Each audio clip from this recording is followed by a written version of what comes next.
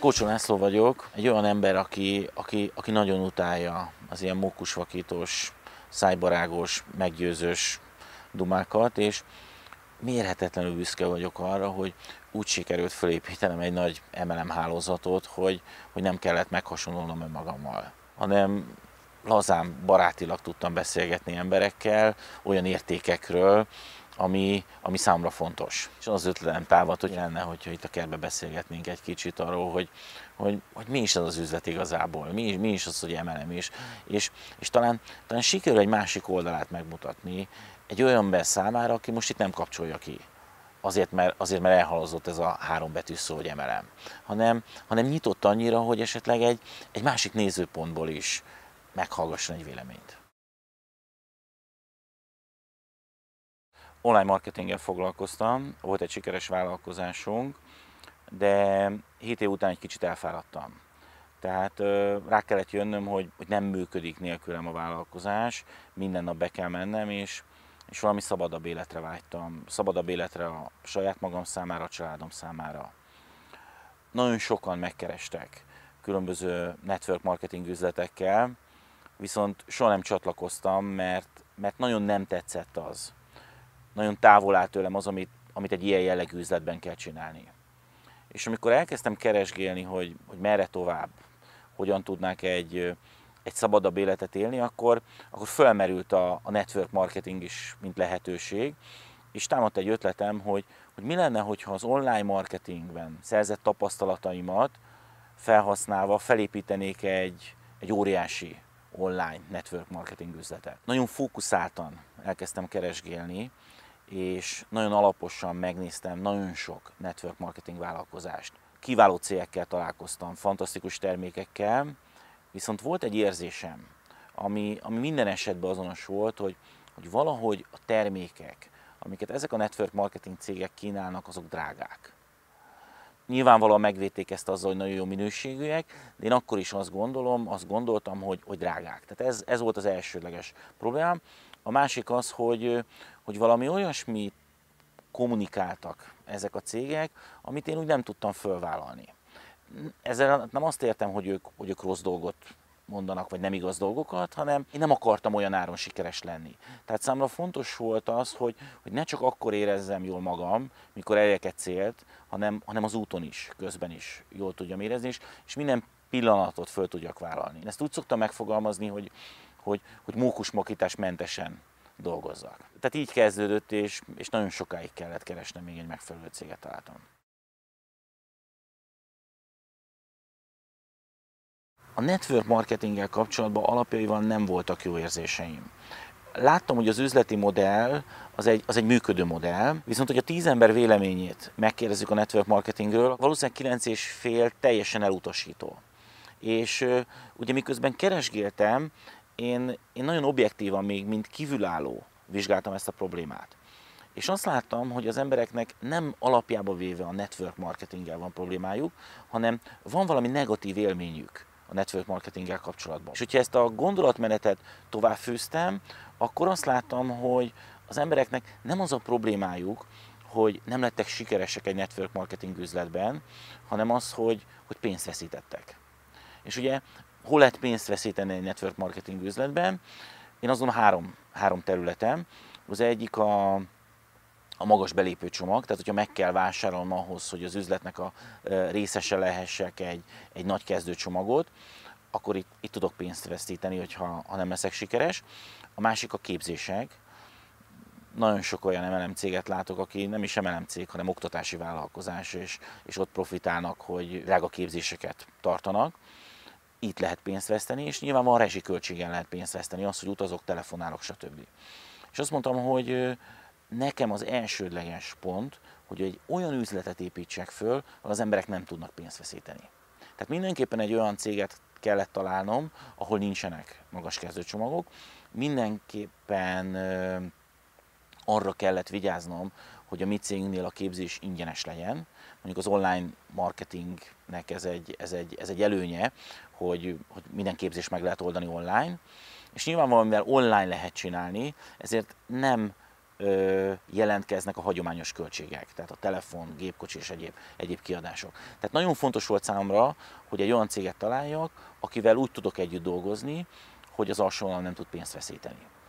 Ugye manapság azt lehet látni, hogy az MLM egyre jobban hasonlít a showbusinesshez, és óriási ígéreteket adnak a cégek, és a motiváción van a kulcsszerep.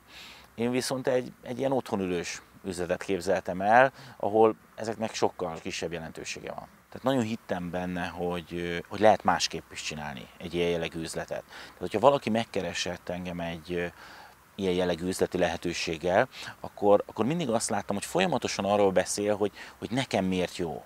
Nekem miért jó ez a lehetőség, nekem miért jó ez a termék. És én azt gondolom, hogy az igazi network marketing üzlet az nem a meggyőzésről szól, hanem a tájékoztatásról. Én úgy építettem föl a mi üzletünket, hogy mindig arról beszéltem, hogy nekem miért jó.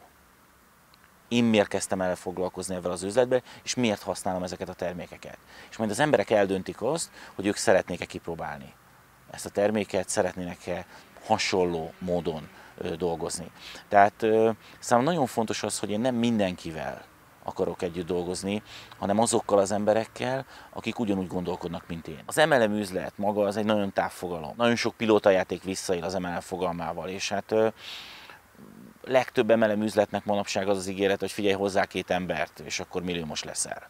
Tehát én azt gondolom, hogy az igazi MLM arról szól, hogy én elégedett vagyok egy termékkel, ezt elmondom másoknak, akkor is elmondanám, hogyha ez nem MLM üzlet lenne, és hogyha ő hisz nekem annyira, hogy hajlandó kipróbálni ezt a terméket, mert nekem jó, akkor működik.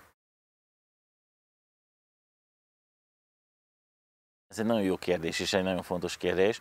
Nem volt azért olyan egyenes út, hiszen én is elkövettem először azt a hibát, hogy amikor úgy gondoltam, hogy hoppá, megtaláltam azt, amit keresgéltem, megtaláltam azt a termékkört, amit én keresgéltem, akkor belelkesedtem és elborultam. Tehát nem néztem meg azokat a dolgokat, amiket amúgy le volt írva, hogy meg kellene nézni. Tehát nyilvánvalóan én nem tekintem magamat egy MLM zsoldosnak. Tehát nekem fontos az, hogy milyen a cég, milyen a termék, és azt mondtam, hogy csak olyan termék érdekel, amit az emberek akkor is megvennének, hogyha nem az MLM üzletben lenne értékesítve. Tehát, hogyha az üzletet levesszük róla, akkor ugyanolyan az áron, ugyanolyan minőségben azt a terméket levennék egy áruház polcáról. És ráadásul egy olyan terméket kerestem, amire az embereknek szükségük van. Tehát ahol nem kell igényfelmérést csinálni és bemutatni nekik, hogy figyelj, te ezt nem tudtad, de neked szükséged van erre a termékre. És ugye amikor találkoztam a kávéval először, akkor azt mondtam, hogy igen, ez az.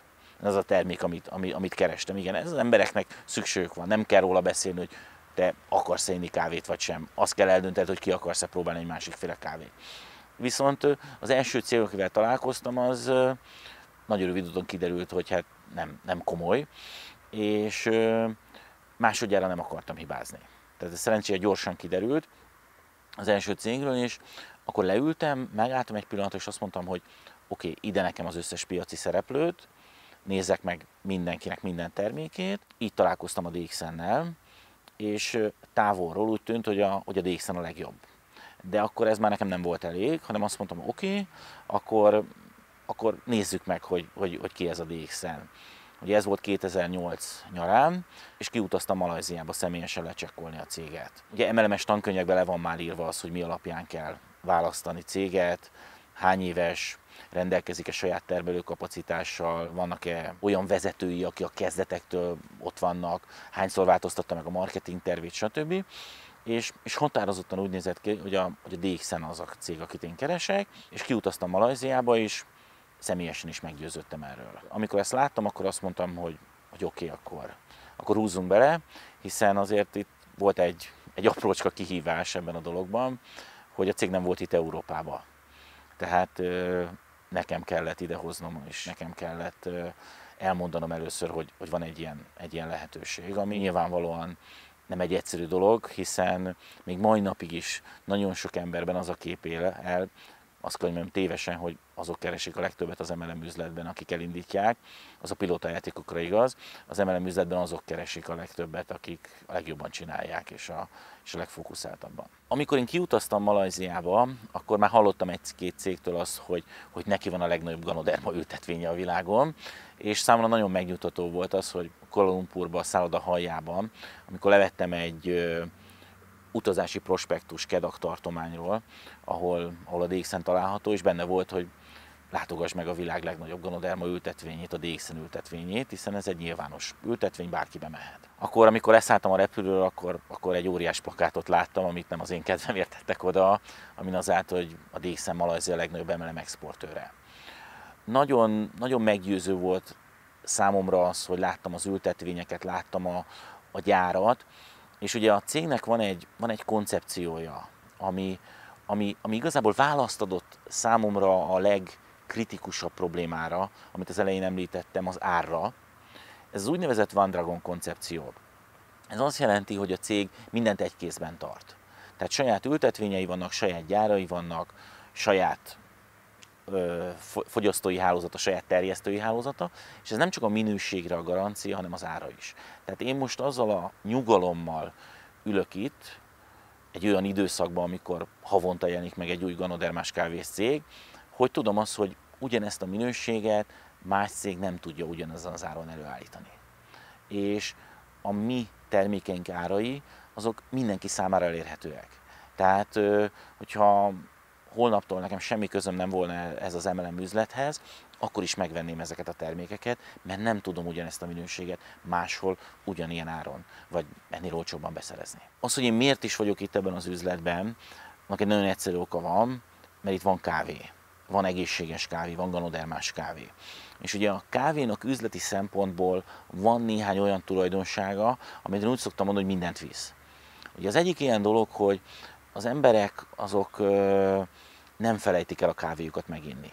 Tehát én nem találkoztam még olyan emberrel, aki délelőtt 11 órakor a homlokára csapott volna, hogy hoppá, elfelejtettem meginni a reggeli kávémat. Azt tapasztalom, hogy az emberek nem akarnak lemondani a kávéjukról. Tehát manapság lehet ilyeneket hallani, hogy gazdasági válság van, az emberek kevesebbet költenek, de ez nem a kávépiacra jellemző. Tehát lehet, hogy valakinek most nem lett munkája, de a kávéját, a mindennapi kávéját meg fogja inni. És ami még ennél is fontosabb, hogy az emberek többsége az nem kávéfogyasztó, hanem kávéfüggő. És nem tudja úgy elképzelni a napját, hogy ne igya meg a kávéját, mindenáron ragaszkodik hozzá. És azt tapasztalom, hogy azok az emberek, akik kipróbálják a ganodermás kávét, azok egy idő után nem kávéfüggők lesznek, hanem ganodermás kávéfüggők. Tehát nem tudják meginni a hagyományos kávét. Hogy ennek mi az oka? Nagyon egyszerű. Az embernek az ízlelő bimbói átalakulnak. Tehát, hogyha elkezd fogyasztani egy olyan kávét, amiben nincsenek adalékanyagok, természetes a feldolgozási eljárása, nincsen sersav tartalma, viszont benne van egy nagyon hatékony gyógygomba, ezért egy idő után a szervezete megszokja a jót. És amikor majd megkóstol egy hagyományos kávét, amiben van ízfokozó, színezék, rengeteg csodálatos anyag, akkor utóíze lesz neki. Tehát ez nem a cég ígérete, nem az én ígéretem, ez egy tapasztalat, amit én itt látok folyamatosan, hogy azok, akik elkezdik fogyasztani ezt a terméket, néhány hónap után egyszerűen nem tudják meginni a hagyományos kávéjukat. A legfontosabb érv számomra az üzlet mellett az volt, hogy mindenkinek rengeteg kávéfogyasztó ismerőse van. És ugye amikor vizsgálgattam az MLM-es iparágat, akkor azt láttam, hogy az emberek többsége már az első lépésnél elbukik. Ugye az első lépés egy klasszikus MLM üzletben az, amikor ugye azt mondja a szponzor, hogy figyelj, nagy üzletet akarsz, írjál össze ennyi és ennyi nevet, akik sikeresek, gazdagok akarnak lenni, változtatni akarnak, stb. Hív meg őket egy családi bemutatóra, egy termékbemutatóra, egy üzleti bemutatóra, és majd én ott elmondom nekik a frankót. És azt tapasztaltam, hogy az embereknek az MLM-es karrierje ezen a ponton ketté is törik. Mert kit írjak fel a listára, melyik ismerősömet hívjam meg. És ebben az üzletben ilyen nincs. Tehát nem kell névlistát írni, mert egy akkora aranybánya áll mindenkinek rendelkezésére, hiszen mindenki rengeteg kávéfogyasztó embert ismer. Ugye, ha másik oldalról akarom megközelíteni, akkor viszont amikor tanulmányoztam ezt az üzletet, akkor azt láttam, hogy az emberek többsége azért nem csatlakozik egy MLM üzlethez, mert nem tudja elképzelni magáról, hogy sikeres lehet. Tehát és nem akar vesztesten kijönni, kitalál valami kifogást, és nem csatlakozik. Holott azért nem csatlakozik, mert nem tudja, hogy kiket hívjon meg a termékbemutatóra. És én azt szoktam mondani azoknak az embereknek, akik bizonytalanak abban, hogy ők most sikeresek lehetnek-e a DXN üzletbe, hogy figyelj, próbáld meg összeírni azoknak az ismerőseidnek a neveit, akikről tudod, hogy kávéfogyasztók. És látni fogod, hogy nem tudod befejezni ezt a listát. Tehát neked is van egy óriási kapcsolatrendszered, akinek tudsz beszélni nem az MLM üzletről, mert te még nem vagy egy üzletember, nem úgy ismernek téged, tudsz beszélni a kávéval szerzett tapasztalataidról. És nagyon fontos, hogy említettem, hogy nem szoktam termékbemutatót tartani. Tehát engem nem maga a termék érdekel, hanem a terméknek a hatása. És nem azt mondom, hogy akkor lehet valaki sikeres a mi üzletünkben, hogyha kisöpri a fürdőszobáját, meg a konyháját, és csak DXN-es termékeket fogyaszt. És mindent lecserél olyan termékre, ami a DXN elérhető. Én mindig azt mondom, hogy mindenki azokat a termékeket használja, amire neki szüksége van. És hogyha egy másik termék szerintem jobb, akkor fogyassza azt a terméket. Tehát nem ezen múlik az üzleti siker. Az üzleti siker azon múlik, hogy amit használok, arról meg vagyok győződve, hogy akkor is fogyasztanám, ha ez nem MLM üzletben lenne. Tehát ez egy nagyon fontos dolog, hogy én ezt a kávét akkor is ezt fogyasztanám, hogyha semmilyen üzleti érdekem nem fűződne hozzá. És ezt tesz igazán magabiztossá. Ez nagyon érdekes, mert igazából én úgy építettem fel ezt a nagy üzletet, hogy soha nem tartottam termékbemutatót. Azt gondolom, hogy előadói oldalról, bármit is mondok én a termékekről, az nagyon ilyen ügynökszagú. Tehát igazából én két termékkel dolgozok. Az egyik a kávé, és amikor a kávéról beszélek, akkor a saját tapasztalatomról beszélek, illetve arról, hogy nagyon egyszerű a helyzet, hiszen az illetőnek egyetlen egy dologról kell döntenie, hogy hajlandó kipróbálni egy másfajta kávét. Tehát azt a minimális kockázatot úgymond vállalja, hogy megkóstol egy kávét, és hogyha ízlik neki, akkor esetleg kipróbálja, hogy nála is ugyanaz működik-e, mint nálam. Ugye a kávéval egyetlen egy probléma van, hogy nem olyan jók a statisztikái. Tehát lehet találkozni olyan emberrel, aki nem kávézik. Ugye egyes kutatások szerint a felnőtt lakosságnak mindössze, ezt idézőbe tenném, a 83% a kávéfogyasztó, illetve sokkal inkább kávéfüggő. Viszont van egy másik termékünk, aminek sokkal jobbak a statisztikái. Egyes kutatások szerint a felnőtt lakosságnak a 99% az naponta mosakszik. Ezért én a másik termék, amivel dolgozok, az a szappan. Mert ha valaki nem kávézik, akkor valószínűleg szappant azért használ, vagy valamilyen más alternatív megoldást. És igazából ez a két termék az, ami szerintem mindenkinél működik. Tehát a kávé annál, aki kávéfogyasztó, a szappan annál, aki mosakszik. És bárki ki tudja próbálni, a kávénál néhány napon belül érezhető a különbség, a szappannál azonnal érezhető a különbség. Kedvenc mondásom az, hogy nem azért mondom, hogy jó a kávé, mert ebben az üzletben vagyok, hanem azért vagyok ebben az üzletben, mert a kávé jó. És ez óriási különbség. Ugye én nem vagyok sem élelmiszeripari mérnök, nem vagyok sem orvos, sem természetgyógyász. Ezért teljesen mindegy, hogy én mit mondok, nem lehetek hiteles a termékekkel kapcsolatban.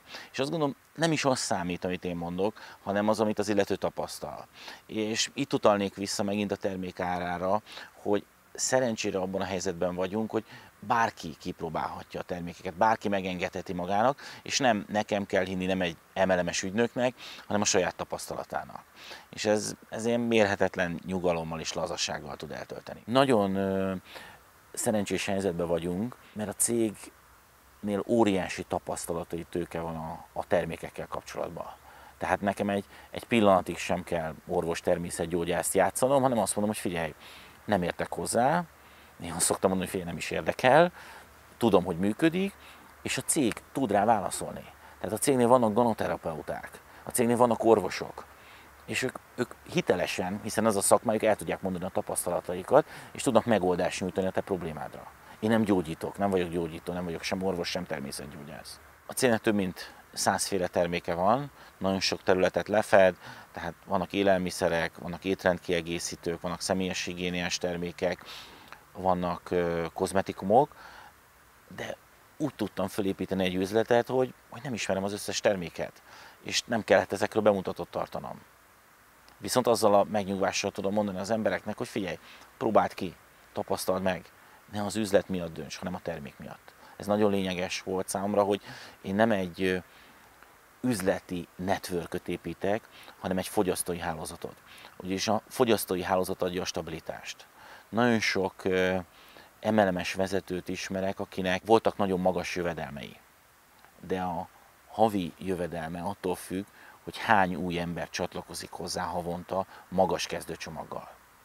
Viszont az MLM-nek ugye a legnagyobb ígérete a passzív jövedelem, és a passzív jövedelem a fogyasztókból van. Tehát azokból a fogyasztókból van a stabil jövedelem, akik az üzlettől függetlenül a terméket vásárolják.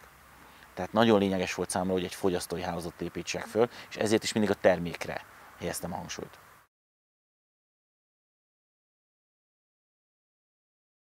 Nem szeretem a számokat. Van egy mondás, hogy ha a számokra fókuszálunk, akkor a vízió az háttérbe szorul, viszont hogyha a vízióra fókuszálunk, akkor a számok rendben lesznek. Tehát én amikor elkezdtem foglalkozni MLM üzlettel, akkor tudtam azt, hogyha jól csinálom, akkor sok pénzt lehet vele keresni. És nem érdekelt az, hogy mennyi a százalék különbség. Tehát nem mélyedtem el a marketing tervbe. Nyilvánvalóan megnéztem a DXN-nek a marketing tervét, és láttam benne a legfontosabb dolgot számomra, hogy nincsenek kötelezettségek. Tehát volt egy ilyen déjà vu érzésem, hogy végre itt egy cég, aki felnőtt emberként kezeli az üzletépítőit. Tehát nem azáltal akarja motiválni, hogy különböző kötelezettségeket támaszt, ha nem hozol ennyi forgalmat, akkor visszaesel, kezdheted újra, stb. Hanem azt mondja, hogy figyelj, annyi terméket vásárolj, amennyire szükséged van, olyan tempóba építed az üzleted, amilyen tempóval szeretnéd, de annyi pénzt is fog keresni. Úgyhogy én egy másik oldalról közelítem meg az üzletet. Szerintem az MLM üzlet az úgy működik, hogy ha valaki hall egy tájékoztatót, beszélnek neki a termékről, a lehetőségről, akkor úgy egy ilyen kellemes érzést tölti el. Tehát ez alatt azt értem, hogy úgy gondolja, hogy hoppá, akkor most tudok változtatni. Ezt én is meg tudom csinálni, én is sikeres lehetek. És ez valóban egy jó lehetőség. És ezt nagyon sok esetben nyilvánvalóan a cégek professzionális technikával elérik.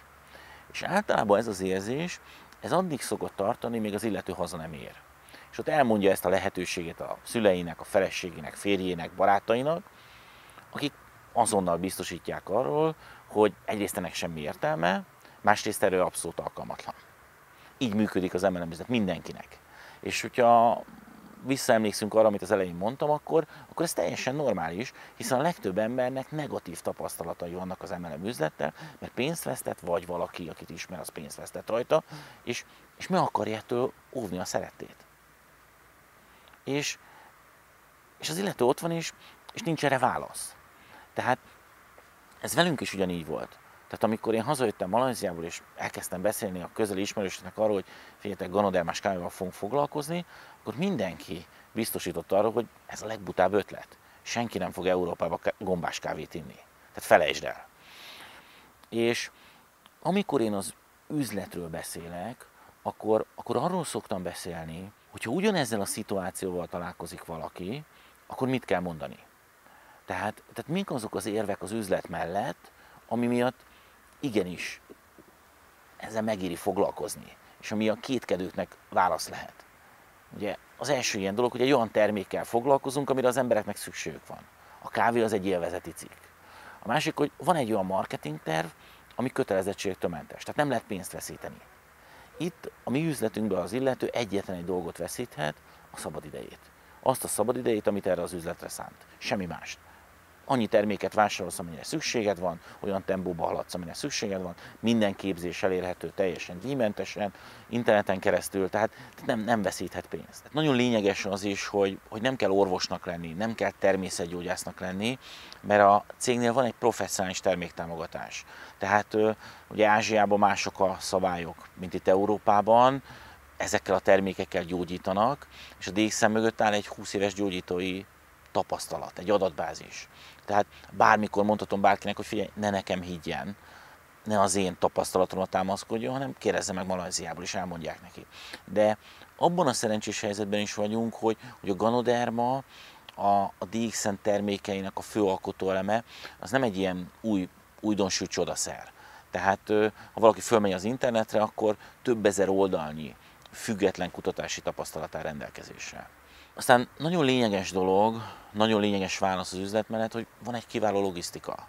Tehát fölmegy valaki az internetre, bankkártyával ki tudja fizetni a termékeket, másnapra itt van futásszolgálattal, vagy bemegy valamelyik lerakatba, megvásárolja, tehát abszolút könnyen az adott ország területein belül hozzá lehet jutni a termékekhez, és minden engedéllyel természetesen rendelkeznek ezek a termékek. Nyilvánvalóan a legfontosabb válasz az üzlet mellett számomra az online üzletépítés lehetősége.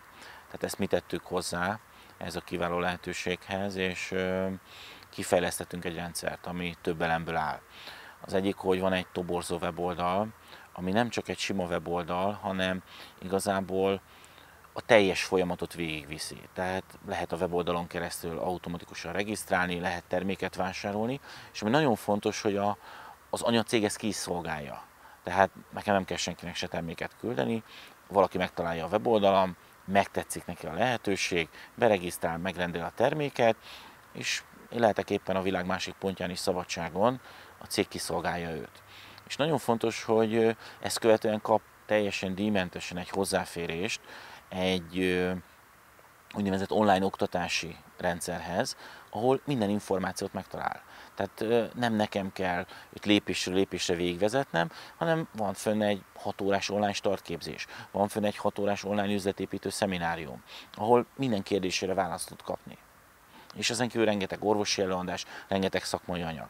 És ez teljesen díjmentesen, tehát nem lehet pénzt veszíteni, úgymond. Tehát az illető teljesen díjmentesen kapja ezt a lehetőséget, és teljesen díjmentesen rendelhet magának bármilyen nyelven weboldalt. Jelen pillanatban 18 európai nyelven érhetők már ez a weboldalrendszer, tehát hogyha valakinek van mondjuk Ukrajnában egy ismerőse, akkor rendel magának egy ukrán weboldalt, elküldi az ukrán nyelvű weboldalt, az ismerős azon keresztül be tud regisztrálni, tud terméket rendelni, és az ukrán iroda kiszolgálja. És utána kap az ukrán intranethez egy hozzáférést, az ukrán oktatási rendszerhez, ahol ugyanúgy képzési anyagokat talál. Tehát mi úgy építettünk fel egy nemzetközi üzletet, hogy megmutattuk a weboldalunkat, és különböző országokból találtak ránk kiváló emberek, akik ma már a barátaink, és online indítottuk el az üzletet. Jogosan merülhet fel a kérdés, hogy oké, de hát hogyan tudom ezt az üzletet csinálni? Azt gondolom, hogy az alapvető probléma az MLM üzletben az, hogy az emberek úgy próbálnak fölépíteni egy üzletet, hogy nem hitelesek valamiben. Tehát az MLM üzletben kétféle ember van, aki hiteles és aki nem hiteles. Nagyon fontos, hogy csak akkor tudunk építeni üzletet, hogyha hitelesek vagyunk. Ugye az online üzletépítés egy kicsit más, hiszen ott a weboldal bennünket hitelessé tesz, hiszen egy professzionális weboldalt adunk mindenki számára. Viszont offline világban ez már másképp működik. Tehát valaki eljön egy MLM-es szemináriumra, és holnap megkeresi a barátait, és elkezd neki számokat mondani, elkezd neki rajzolni, akkor ne csodálkozzon, hogyha nem akarnak hozzá csatlakozni. Tehát én azt gondolom, hogy mindenki hiteles lehet, az a saját terméktapasztalat. Mert hogyha valakinek nincs üzleti múltja, viszont a termékkel pozitív a tapasztalata, és azt elmondja másoknak, ezt nem lehet megkérdőjelezni. Tehát, hogyha én azt mondom, hogy nekem elmúlt ettől a kávétól a gyomorégésem, akkor ezt senki nem veheti el tőlem, ezt senki nem kérdőjelezheti meg. És akinek szintén gyomorégése van, annak azt érdekelni fogja ez a lehetőség. Tehát szerintem amivel mindenki tudja építeni az üzletét, mivel mi egy fogyasztói házat építünk, az maga a saját terméktapasztalat. És ugye tisztába kell lenni azzal, hogy egy olyan világot élünk, hogy az emberek nagyon utálják, hogyha el akarnak nekik adni valamit. Viszont nagyon szeretnek vásárolni. Én mindig azt szoktam mondani, hogy ha valaki azon morfondírozik, hogy hát ő tudná-e csinálni ezt az üzletet, akkor csináljon egy nagyon egyszerű tesztet. A teszt a következőképpen néz ki. Nem beszélek senkinek a termékről, és nem beszélek senkinek az üzleti lehetőségről. Azt mondom, hogy ezt a tesztet mindenki tudja csinálni. Viszont elkezdem fogyasztani a terméket nyilvánosan, és nem beszélek róla. Tehát, ha valakinek van egy munkahelye, bemegy a munkahelyére, és elkezd inni ezt a kávét, és nem beszél senkinek róla. Mi fog történni? meg fogják kérdezni az ismerősei, vagy a kollégái, hogy hát figyelj, miért ezt a kávét iszod? És nagyon fontos, hogy ilyenkor nem szabad átkapcsolni bemutató üzemmódba, és elővenni a termékkatalógust, vagy a belépési nyilatkozatot, vagy megmutatni a weboldalt, hanem a kérdésre kell válaszolni. Figyelj, azért iszom ezt a kávét, mert ettől elmúlt a gyomorégésem. Vagy ami nekem pozitív tapasztalat. Tehát ez nagyon fontos, hogy arról beszélek, hogy nekem miért jó ez a termék. És nem arról, hogy neki miért lehet jó ez a termék. Akinek nincs munkahelye, annak még van néhány nagyon egyszerű javaslatom, hogy tesztelje, hogy ő tudja ezt csinálni. Ha elmegy az ismerőseivel kávézni, akkor kérjen egy csésze forró vizet. És fogyassza ezt a kávét. És ne beszéljen róla. És meg fogják kérdezni, hogy hát figyelj, miért ezt a kávét iszod? És nem átkapcsolok bemutató üzemmódba, hanem a kérdésre válaszolok. Azt gondolom, hogy ha valakihez érkezik egy vendég, akkor meg szokta kínálni kávéval. Kínálja meg ezek után is egy hagyományos kávéval, ne DX-es kávéval. És ő pedig így a DX-es kávét. És a vendég meg fogja érezni, hogy mi ez a kávé, te miért ezt iszod. Ja, tudod, nekem gyomorégésem volt, és ettől elmúlt. És őt is érdekelni fogja, hogyha van hasonló problémája. Tehát nagyon lényeges, hogy nem eladni, hanem megmutatni. És akkor mindenki meg tudja tapasztalni, hogy az embereket nem a termék érdekli elsősorban. Az emberek többségét nem az emelemes üzleti lehetőség érdekli elsősorban, hanem a megoldás. És ez egy nagyon nagy különbség. Ha valaki eljön hozzám és arra panaszkodik, hogy neki ez az üzlet nem működik, akkor 99%-os biztonsággal meg tudom neki mondani, hogy ennek az oka, hogy túl sokat beszél. Mindent el akar mondani. Ott az embereket csak egy apró dolog érdekli, az, hogy miért is lehet jó neki ez a dolog. És ezt a legjobban úgy tudom bemutatni, hogyha a saját példámról beszélek. Tehát nem róla, hanem magamról. Nekem. Én miért foglalkozok ezzel az üzlettel. Én miért fogyasztom ezt a terméket. És majd eldönti azt, hogy a számára is érdekes ez a lehetőség, érdekes ez a termék. Azt gondolom, hogy a legnagyobb probléma, amit az emberek elkövetnek, és emiatt utálják nagyon sokan ezt az üzletágat, hogy elfelejtik, hogy az MLM üzleten kívül is van élet. Tehát bejönnek egy ilyen üzletbe, és mindenkit be akarnak szponzorálni. Mindenkinek meg akarják mutatni a terméket, és mindenkire rá akarják nyomni ezt a lehetőséget. Holott az MLM-en kívül is van élet.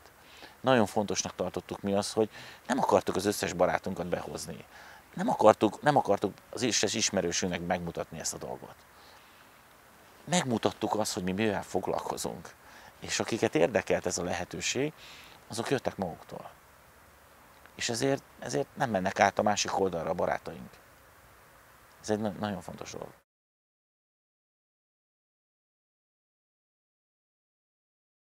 Én azt gondolom, nem lehet egy MLM üzletet csak a pénzért csinálni. Sokkal fontosabb dolgok is vannak ennél. Akkor érezheti magát valaki igazából jó egy üzletben, hogyha tud azonosulni azzal az értékrenddel, amit a cég képvisel, tud azonosulni azzal az értékrenddel, amit azok a vezetők képviselnek, akik abban az üzletben vannak.